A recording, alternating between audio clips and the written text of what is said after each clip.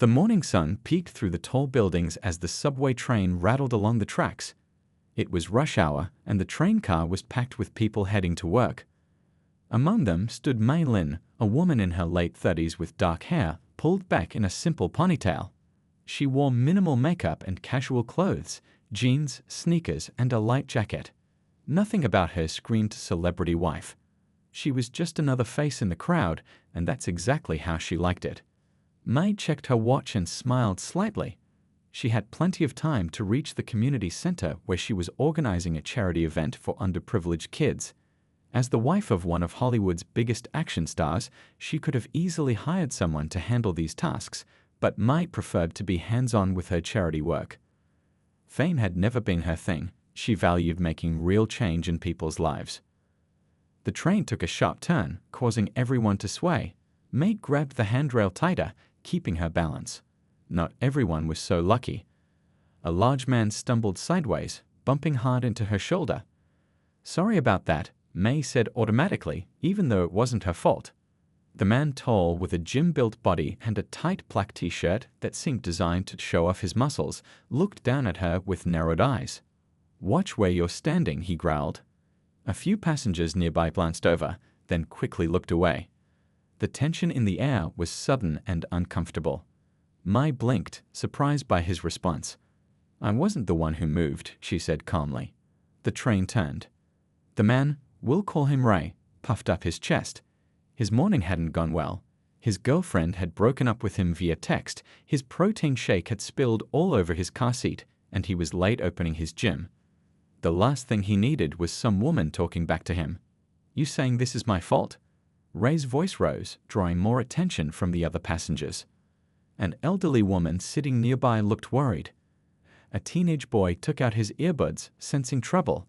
A businessman in a suit stupidly moved away from the developing scene. "I'm just saying nobody's at fault," Mei replied, keeping her voice even. "It was just the movement of the train." Ray's face flushed red. Something about Mei's calmness made him even angrier. Who was this woman to be so composed when he was having such a terrible day? "You think you're better than me?" he snapped, leaning into her personal space. Mei stepped back, bumping into another passenger. "I never said that. Please, let's just drop it." But Ray wasn't listening anymore. In his mind, this small woman was challenging his authority, making him look weak in front of a train full of people. Without thinking, acting purely on wounded pride and bottled-up frustration, he did something unthinkable. His hand moved in a blur. The sound of the slap echoed through the suddenly silent train car. Mei's head snapped to the side from the impact. Her cheek immediately began to redden. For a moment, nobody moved, nobody spoke. Even Ray seemed shocked by what he'd just done. Then the spell broke. A woman gasped. Someone shouted, "Hey!" A man stood up, ready to intervene. But it was Mei who recovered first. She straightened her back and looked Ray directly in the eyes. There was no fear there, no panic. Just a calm, steady gaze that somehow made Ray take a step back. Without saying a word, Mei reached into her pocket and pulled out her phone. Her fingers, steady and sure, dialed a number she knew by heart. Ray scoffed, trying to maintain his tough guy image. "What? Calling the cops? Go ahead." Mei simply put the phone to her ear, waiting for an answer. When it came, she spoke just 4 words, her voice remarkably composed. "Dominic, I need you." The train pulled into the next station, doors sliding open. Ray had no idea that the Dominic on the other end of the call was Dominic Dom Toretto, the character played by Mei's husband, Vin Diesel, but also the nickname she used for him in private. Ray had no idea that within minutes, photos and videos of the incident would be spreading across social media like wildfire. And he had absolutely no idea just how much his life was about to change. The train doors slid open at East Station with a soft hiss. The early morning crowd pushed forward, eager to exit, but the usual flow was disrupted by the scene that had just unfolded. People stood frozen, eyes darting between Mei and Ray, the tension thick enough to touch. Ray's hand was still slightly raised, his face shifting from anger to the first hints of uncertainty. Whatever reaction he'd expected from the woman he'd just slapped, this wasn't it. Mei's calm was unsettling. "Everyone off." The train conductor announced over the speakers, unaware of the situation. This train will be held for 5 minutes. As passengers began moving again, two men stepped forward almost simultaneously. One was a stocky guy with a crew cut wearing a faded blue jacket.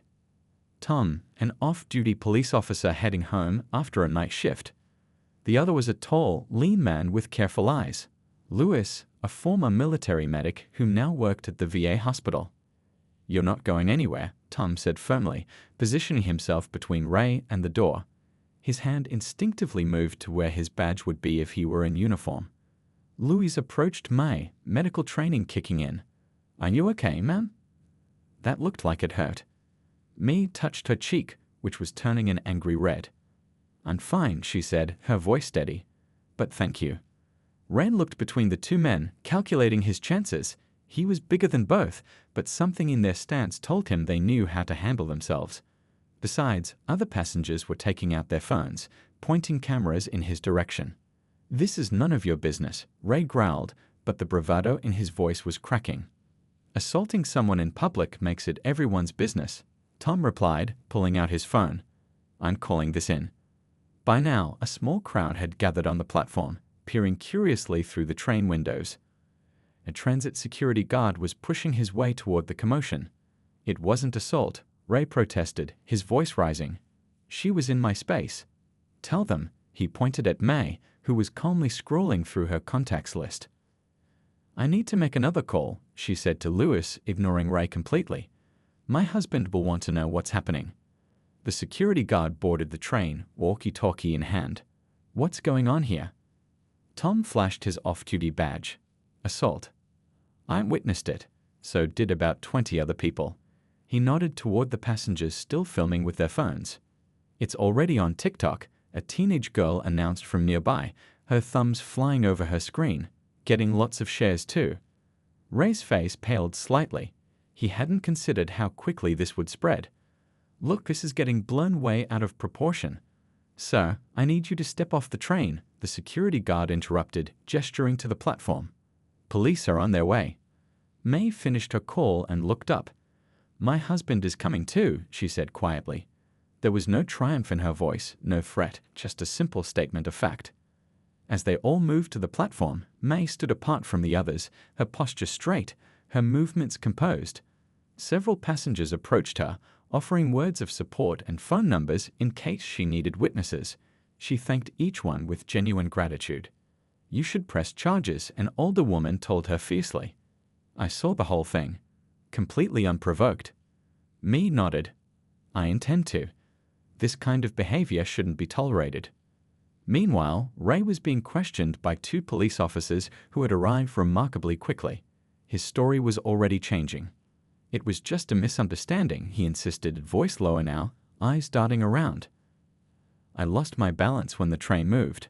I didn't mean to hit her." Tom snorted. "That's not what happened. It was a deliberate slap. Everyone saw it." One of the officers glanced at his phone, frowning slightly. "Sir, can I get your full name?" "Raymond Guzman," Ray muttered. "Listen, can we do this somewhere else?" Everyone's staring. The officer nodded to his partner. "Mr. Guzman, we're going to continue this conversation at the station." As the officers led Ray away, he caught sight of Mai speaking with the other officer, his stomach sinking as he realized she was filing a formal complaint. What had started as a bad morning was turning into a catastrophic day. At the police station, Ray sat in a small room with bare walls and uncomfortable chairs. His initial anger had given way to anxiety. He'd never been in trouble with the law before, and his mind raced with potential consequences. His gym business, his reputation, his future, all suddenly at risk because of one stupid moment. "Mr. Guzman," an officer said, entering with a notepad. "The woman you assaulted has given her statement. She's declining medical attention but is pressing charges for assault." Ray leaned forward. "Who is she anyway? Just some random woman, right?" The officer looked at him with an expression that mixed disbelief and something like pity. "You really don't know?" "Know what?" Ray asked, irritation creeping back into his voice. "Her name is May Vincent," the officer said slowly, watching Ray's face. "Does that ring any bells?" Ray shook his head. "Should it?" "Her husband just arrived," the officer continued. He's quite concerned, as you might imagine. Anyone would be if their wife called to say she'd been assaulted on the subway. Something in the officer's tone made Ray's skin prickle with unease. Okay, so her husband's here. Am I supposed to be scared or something? The officer didn't answer directly. Instead, he slid his phone across the table, showing a news website that had already picked up the story. The headline made Ray's blood run cold. Why video of action star Vin Diesel TD on an SUBGVI. Suspect in CUSTOVY. Below was a photo of May, elegant in an evening gown at some Hollywood event, standing beside the unmistakable figure of Vin Diesel himself. Ray's mouth opened, but no words came out. Ray stared at the phone screen, the color draining from his face. His fingers felt numb as he pushed the device back across the table toward the officer. This has to be some kind of joke, he whispered, more to himself than anyone else. The officer pocketed his phone. No joke, Mr. Guzman. I suggest you sit tight while we sort this out. Left alone in the small interview room, Ray pulled out his own phone, which the officers had surprisingly let him keep, and frantically searched for news about the incident. His stomach dropped further with each swipe. The story was everywhere already. Someone had uploaded crystal clear video of him slapping May. Another angle showed her calm reaction afterwards. A third showed him being led away by police. The comments beneath these videos make him sink lower in his chair. That poor woman. What kind of monster hits a stranger on a train? He's so dead when Vin finds out. Fast and Furious. Subway justice coming soon. Ray had never considered himself famous, but his face was now being seen by thousands, soon to be millions. His gym's social media accounts were already getting flooded with angry messages. A lifetime of building his business might disappear because of 5 seconds of stupidity. As he scrolled through the growing disaster, a notification popped up from his business partner, Chen. What have you done? Call me now. Before he could respond, the door opened. A different officer entered, her expression professionally neutral. Mr. Guzman, please come with me. Ray stood on shaky legs. Where are we going? Different room. Follow me. The hallway seemed endless as they walked. Ray noticed other officers stopping to watch him pass, their whispers following him like shadows. He was marched into a larger room with a long table and several chairs. The officer gestured for him to sit, then left without another word. Through the window in the door, Ray could see a small crowd gathering. More officers, a few people in suits who might be lawyers, and a tall man whose back was turned. The man's broad shoulders and distinctive posture sent another wave of anxiety through Ray's body. Minutes ticked by slowly. Ray's phone buzzed again in his pocket, but he didn't dare check it. The door handle turned, and he sat up straight, trying to compose himself. The first person to enter wasn't Vin Diesel, but a sharp-looking woman in a tailored suit carrying a leather portfolio. Mr. Guzman, I'm Nadia Chen, the district attorney's representative. I'll be handling this case. Behind her came May, the mark on her cheek now less visible. Her eyes met Ray's briefly, with no anger or triumph, just a calm assessment that somehow made him feel worse than outright hatred would have. Then he entered. In person, Vin Diesel was somehow more imposing than on screen. He wasn't dressed like an action star, just jeans, boots, and a simple black t-shirt that did nothing to hide his muscular build. He wore no sunglasses, no disguise. He didn't need to intimidate anyone. His presence alone filled the room. Ray had imagined being threatened, maybe even physically confronted. But the quiet way Diesel pulled out a chair for his wife, then sat beside her, hands folded calmly on the table, was somehow more terrifying than any dramatic confrontation would have been. Mr. Guzman, the attorney began, I want to make the situation clear. You've been charged with assault. We have multiple witnesses and video evidence. This isn't a matter of if you'll be convicted, but what the sentence will be. Ray swallowed hard. I understand. I made a terrible mistake. A mistake, Diesel repeated, his deep voice cutting through the room like a blade through warm butter. It wasn't a question, just a statement hanging in the air. Ray looked down at his hands. I was having a bad day. That's not an excuse, I know. I lost control. I've never done anything like this before. Me spoke for the first time. Do you think that matters to the woman who gets hit, whether it's your first time or your 100th? The simple question hit Ray harder than any accusation. He had no answer. My wife works with victims of violence, Diesel explained, his tone measured but intense. She's heard every excuse. So have I. None of them change what happened. The attorney shuffled some papers. The DA's office is prepared to offer a plea deal, 6 months probation, anger management classes, community service, and a restraining order. Ray blinked in surprise. It seemed lenient, especially given who the victim was married to. This isn't about revenge, May said, as if reading his thoughts. It's about consequences and change. Diesel leaned forward slightly. Let me be clear. This offer comes with conditions. First, a public apology. Not to me, to my wife, and to everyone who had to witness violence today. Ray nodded quickly. Of course. Absolutely. Second, Diesel continued, you'll work with my wife's foundation, not just community service hours, but speaking about what happened. About consequences. Ray's confusion must have shown on his face because May explained, our foundation works with schools and communities to prevent bullying and violence. Real stories have impact. The reality of what was happening slowly dawned on Ray. They weren't trying to destroy him. They were offering a path to redemption. A difficult one, but a path nonetheless. Why would you do this? He asked, genuinely bewildered. After what I did. Diesel's expression remained serious, but something shifted in his eyes. Because destroying another person doesn't fix anything. My characters might solve problems with their fists, but in real life, that cycle just keeps going. May reached out and touched her husband's arm, a small gesture that spoke volumes about their relationship. Everyone deserves a chance to be better tomorrow than they were today, she said simply. Even you, Mr. Guzman.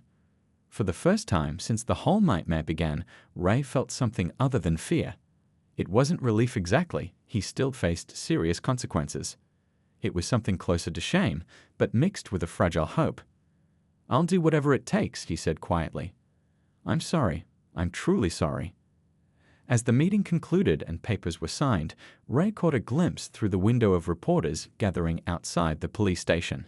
His new journey was just beginning, and it would start with facing the public consequences of his actions, with millions of people watching. The press conference was set for 2 p.m. outside the police station. Ray stood in the bathroom, splashing cold water on his face, trying to calm his racing heart. He'd never spoken to reporters before. Now he would face dozens of cameras while standing next to one of the biggest movie stars in the world. You can do this, he whispered to his reflection. Just tell the truth. A gentle knock came at the door. It was Officer Patel, who had been assigned to escort him. It's time, Mr. Guzman, she said. They're ready for you.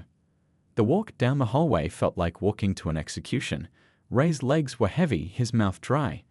As they approached the exit doors, he could already see camera flashes through the glass. Wait, Ray said suddenly, stopping. I can't. I don't know what to say out there. Officer Patel looked at him with unexpected kindness. Just speak from the heart. That's all anyone can do.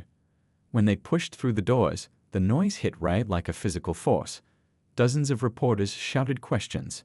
Camera shutters clicked rapidly.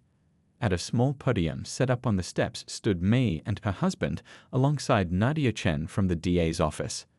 Vin Diesel raised a hand and the crowd fell silent. The power of his presence struck Ray again, how easily he commanded attention without raising his voice. Thank you all for coming, Diesel began, his deep voice carrying easily across the crowd. I'll keep this brief. Earlier today, my wife Mai was assaulted while riding the subway. The incident was caught on video and witnessed by many people. The man responsible has been charged and has agreed to a plea arrangement. Cameras turned to Ray as he approached the podium. His legs felt like jelly. This is Raymond Guzman, Diesel continued. He has something he would like to say. Ray stepped forward, blinking under the harsh camera lights. For a terrifying moment, his mind went completely blank. Then he felt a light touch on his arm. May had reached out, not in friendship exactly, but in silent encouragement to get through this difficult moment. Ray's voice cracked. He cleared his throat and started again. My name is Raymond Guzman. This morning, I did something terrible. I lost my temper and I struck a woman who had done nothing wrong. There's no excuse for what I did. None. He paused, surprised by the emotion rising in his throat. I didn't know who Ms. Vincent was when I hit her. But that doesn't matter. It wouldn't have been okay to hit anyone. I was wrong. Completely wrong. A reporter called out, "Are you just sorry because she's married to a celebrity?" The question stung, but Ray knew he deserved it. "I'm sorry because I hurt another human being. I'm sorry because I became the kind of man I never wanted to be. Finding out who her husband was, that was just the wake-up call that made me see how far I'd fallen." He looked over at May, who nodded slightly, encouraging him to continue. "Ms. Vincent and Mr. Diesel could have pushed for the maximum charges against me. Instead, they've given me a chance to make this right, not just with them, but with my community.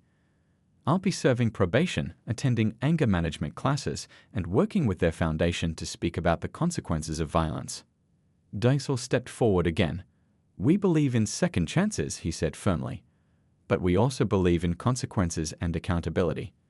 Mr. Guzman's story will now become part of our foundation's work to prevent bullying and public violence." May approached the microphone next. The crowd hushed even further, eager to hear from the woman at the center of the story. "What happened to me this morning happens to people every day," she said, her voice clear and strong. "Most don't have the platform I have to speak about it. Most don't have video evidence or dozens of witnesses. Most don't have a famous husband whose name ensures police take immediate action." She looked directly into the main camera. "If there's anything good that can come from this ugly incident, let it be a conversation about how we treat each other in public spaces. Let it be about bystander intervention. I want to thank the people on that train who stood up for a stranger. And let it be about the possibility of genuine change." As questions flew from the reporters, Ray stood slightly apart, watching May and her husband handle the media with practiced ease. They were turning a personal attack into a public message about something larger than themselves. Ray felt small by comparison, but also strangely inspired. After the press conference, they returned inside briefly. Away from the cameras, Diesel approached Ray. "This won't be easy," he said, his voice lower now, meant only for Ray to hear. "People will recognize you on the street. They'll say things. Some will never forgive you." Ray nodded. "I know." But, Diesel continued, "If you genuinely do the work, if you really change, that will matter more in the long run than one terrible mistake." "Why are you doing this?" Ray asked. "You could have buried me." Diesel looked at him thoughtfully. "In my movies, the bad guy gets what's coming to him. Real life is more complicated. Sometimes the bad guy is just someone who made a bad choice." Before Ray could respond, Diesel's security team approached, indicating it was time to leave. As the movie star turned to go, he looked back at Ray. "Don't make us regret giving you this chance," he said simply. Ray watched them walk away. Diesel's protective arm around May's shoulders, her head held high despite everything she'd been through. They had every reason to hate him, yet they'd chosen a different path. As Officer Patel came to escort him out through a side entrance, Ray made a silent promise to himself. He would not waste this opportunity. Somehow, he would find a way to turn the worst day of his life into the beginning of something better, not just for himself, but for others who might learn from his mistake. 2 weeks after the subway incident, Ray stood outside the community center, gathering his courage. Inside, 20 teenagers waited for him to tell his story. This was the first of many speaking engagements required by his plea deal, and possibly the hardest. "You ready for this?" asked Tina, the Foundation's program coordinator. She was friendly but professional, making it clear from their first meeting that she was there to support him but not to be his friend. "Not really," Ray admitted. His palms were sweaty, and his stomach felt like it was full of rocks. Tina nodded. "Good. That means you understand how important this is." The classroom was arranged in a circle. Ray noticed how the teens straightened up when he walked in, their curious eyes taking in his appearance. They had been told who he was and why he was there. Some looked judgmental, others seemed merely curious. "This is Mr. Guzman," Tina introduced him. "He's here to share his experience as part of our discussion about choices and consequences." Ray cleared his throat. "Hi, everyone. I'm not good at public speaking, so bear with me." He wiped his hands on his jeans. 2 weeks ago, I hit a woman on the subway because she happened to be standing in my way. I was having a bad day, I was angry at the world, and I took it out on a complete stranger. A girl in the front row crossed her arms. We know. We saw the video. Everyone did. Ray felt his face grow hot. Yeah, that's right. Millions of people watched the worst moment of my life, but that's not why I'm here. I'm not here to ask for your sympathy. He took a deep breath and continued. The woman I hit turned out to be married to Vin Diesel. That got a lot of attention. But here's the thing. Would my actions have been any less wrong if she'd been just an ordinary person? Someone whose face you'd never see on the news. The room was silent now, all eyes on him. For years, I told myself I was a good guy. I had a successful business. I never got in trouble. But on that day, in that moment, I showed who I really was. And I didn't like what I saw. As Ray continued speaking, something strange happened. The tightness in his chest began to ease. The words came more naturally. He told them about growing up with an angry father who solved problems with his fists. He talked about how he promised himself he'd never be that man, yet somehow had become exactly that. The worst part wasn't getting arrested, he confessed. It wasn't even the public shame. It was realizing that I'd become the very thing I hated most. After Ray finished speaking, the teens asked questions. Some were tough. A boy in the back asked, "Would you have apologized if you hadn't been caught on video?" A girl wanted to know, "Have you ever hit anyone before?" Ray answered honestly, even when it was uncomfortable. As the session wrapped up, the girl who had crossed her arms earlier raised her hand. "My dad pushed my mom last year," she said quietly. "He said it was because he was stressed about money." She forgave him. Was that wrong? The room fell silent. Ray looked at Tina, unsure how to answer such a personal question. She nodded slightly, encouraging him. "I can't tell you if forgiving him was right or wrong," Ray said carefully. "But I can tell you that stress isn't an excuse for hurting someone you love, and forgiveness doesn't mean the behavior was okay." After the session, Ray sat alone in his car for a long time. The girl's question had shaken him. He thought about calling his own father, something he hadn't done in years.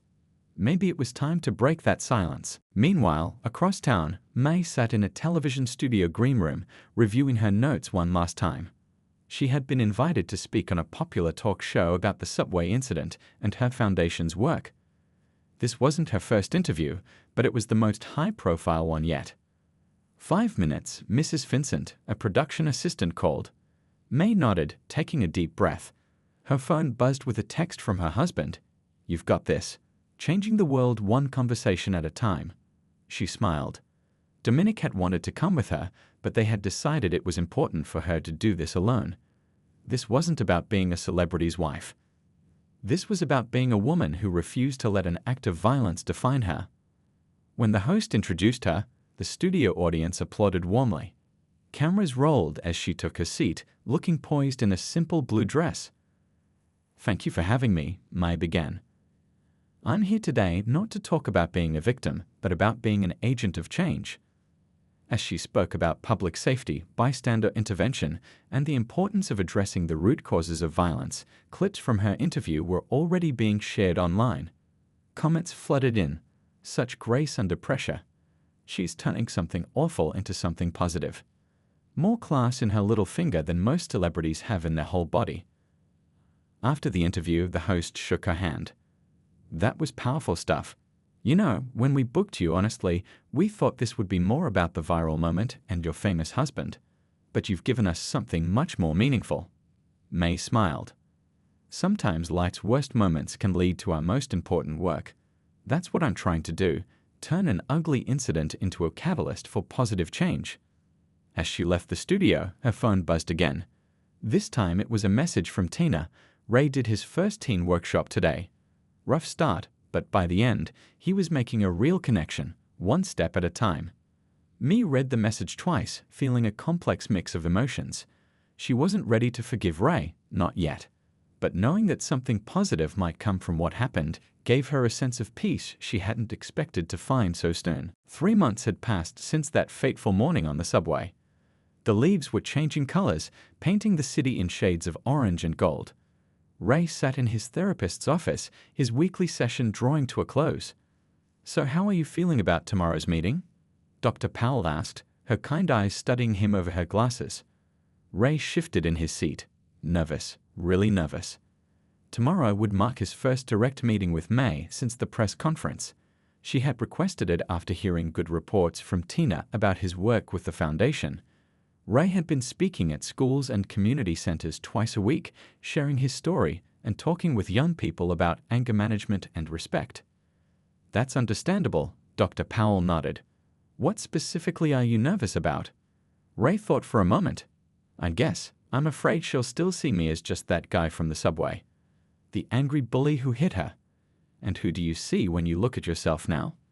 It was a question she'd asked him before, but this time Ray had a different answer. "I see someone who messed up badly, but also someone who's trying to be better." He paused.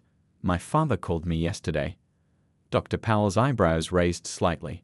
Ray had spoken extensively about his father during their sessions, the angry man who had shaped Ray's understanding of masculinity, the relationship he'd broken off years ago. "How did that go?" "Better than I expected, awkward at first. But I told him about everything, the incident, the therapy, the work I'm doing with kids. He actually said he was proud of me." Ray's voice cracked slightly. "Not for what I did, but for how I'm handling it." Outside the therapist's office, life had changed dramatically for Ray. His business partner had bought him out of the gym, a necessary move as clients had dropped their memberships following the incident. Ray now worked as a delivery driver, a humbling change from being a business owner. His dating life was non-existent. A few old friends had stuck by him, but many had drifted away. Yet strangely, Ray didn't feel sorry for himself anymore. There was a clarity to his life now, a sense of purpose that had been missing before. The next day, Ray arrived at the foundation office 15 minutes early. The waiting area was bright and welcoming, with posters about community programs covering the walls. He flipped through a magazine without really seeing the pages, his heart pounding. When May walked in, she looked different than she had at the police station. More relaxed, dressed in casual clothes rather than the formal outfit she'd worn that day. She greeted him with a polite but reserved nod. "Thank you for coming, Mr. Guzman." "Please call me Ray," he said, standing up to shake her hand. They moved to a small conference room where Tina was waiting with coffee and a folder full of papers. "Ray has been one of our most effective speakers," Tina began, opening the folder. "We've collected feedback from his sessions, and the response has been overwhelmingly positive, especially from young men who seem to really connect with his story." May nodded, looking at the papers. "I've read some of these. I'm impressed." Ray felt a weight lift slightly from his shoulders. "Thank you. But I know I still have a long way to go." "That's why I wanted to meet today," May said, looking at him directly. "We're planning a larger event, a symposium on public safety and bystander intervention with speakers from around the country. We'd like you to be part of it." Ray blinked in surprise. "Me? But I'm not an expert. I'm the problem, not the solution." "Sometimes the most powerful voice is someone who can say, 'I was wrong, and here's what I learned,'" May replied.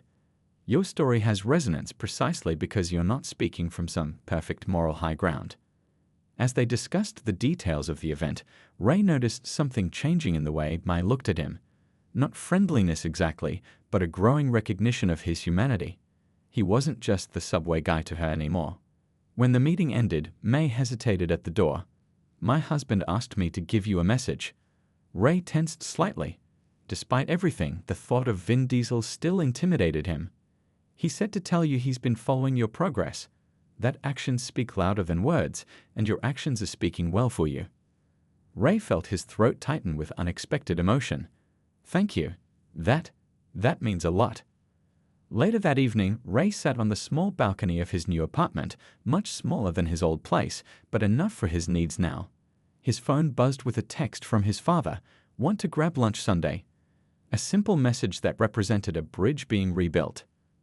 As the sun set over the city, Ray thought about how differently this story could have ended. If he hadn't been caught on video. If May had been just an ordinary person without the platform to turn this into something meaningful. If she and her husband had chosen revenge instead of rehabilitation. He thought about all the young people he'd spoken to over the past months. The tough questions they'd asked. the stories some had shared about violence in their own lives. Maybe this had always been his purpose, to learn from his worst mistake and help others avoid making similar ones. The symposium was still 2 months away. Ray opened his laptop and began working on his speech. The words came easier now than they had that first day at the community center. He had found his voice in the most unexpected way, by first losing everything he thought mattered. The grand ballroom of the hotel buzzed with activity. 6 months to the day after the subway incident, over 500 people had gathered for the Stand Together Symposium on Public Safety and Bystander Intervention. News crews set up cameras at the back. Community leaders chatted in small groups. College students handed out programs. Ray stood backstage, adjusting his tie for the 10th time. His hands wouldn't stop shaking. "Nervous?" asked a deep voice behind him. Ray turned to find Vin Diesel standing there, looking sharp in a dark suit. This was the first time they had spoken directly since the police station. Terrified, Ray admitted. Diesel nodded. "Good, use it. The energy, I mean."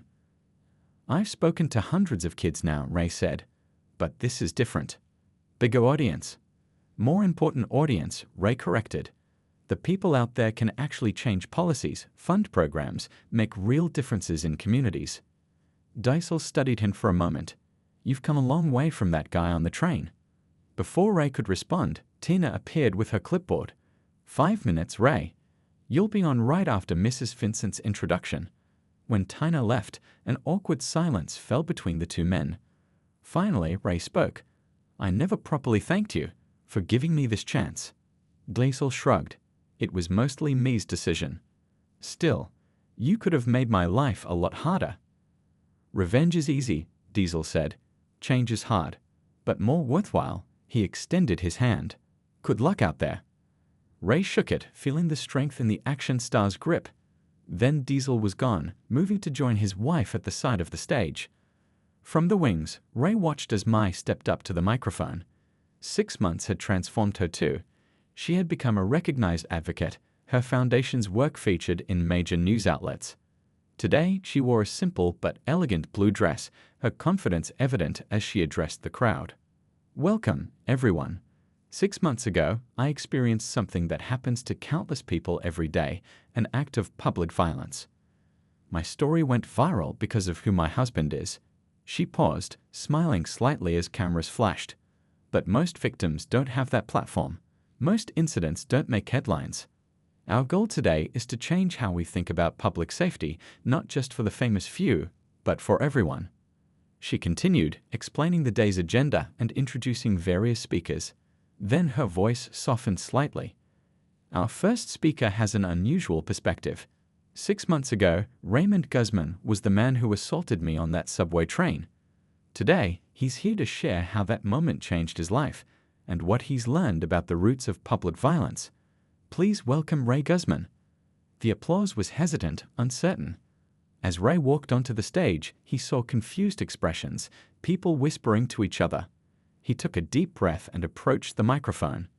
"Thank you for that introduction, Mrs. Vincent. And thank you all for being willing to listen." He looked out at the sea of faces. "I'm not here to make excuses for what I did. There are no excuses. I'm here to talk about why it happened and what I've learned since then." As Ray spoke, the room grew quieter. He talked about growing up with violence as the answer to problems. He talked about the culture that equated manhood with aggression. He shared insights from his therapy and from speaking with young people across the city. "The kids I've met, they all ask the same question: would you have apologized if you hadn't been caught on camera? The honest answer is probably not. I wasn't self-aware enough. But here's the thing about being caught: it forces you to see yourself as others see you. And I didn't like what I saw." In the front row, Ray noticed a familiar face. Tom, the off-duty police officer who had stopped him that day on the train. Tom nodded slightly, encouraging him to continue. "The hardest part of this journey wasn't losing my business or facing public shame. It was realizing that the person I became in that moment on the train had always been inside me, waiting for the right trigger. Changing isn't just about saying sorry. It's about digging deep to find those broken parts and fixing them." When Ray finished his speech, the applause was genuine. As he left the stage, several people reached out to shake his hand. A woman stopped him, tears in her eyes. My daughter was attacked on a bus last year, she said. Nobody helped her. Nobody was held accountable. Hearing you speak today, it helps somehow. Thank you. The symposium continued throughout the day. Experts discussed prevention strategies. Survivors shared stories. Policymakers proposed solutions. Ray sat in the audience, taking notes, still learning. At the closing reception, Ray found himself standing near a table of refreshments when May approached. Your speech was very powerful, she said, selecting a small sandwich. Thank you. So was yours.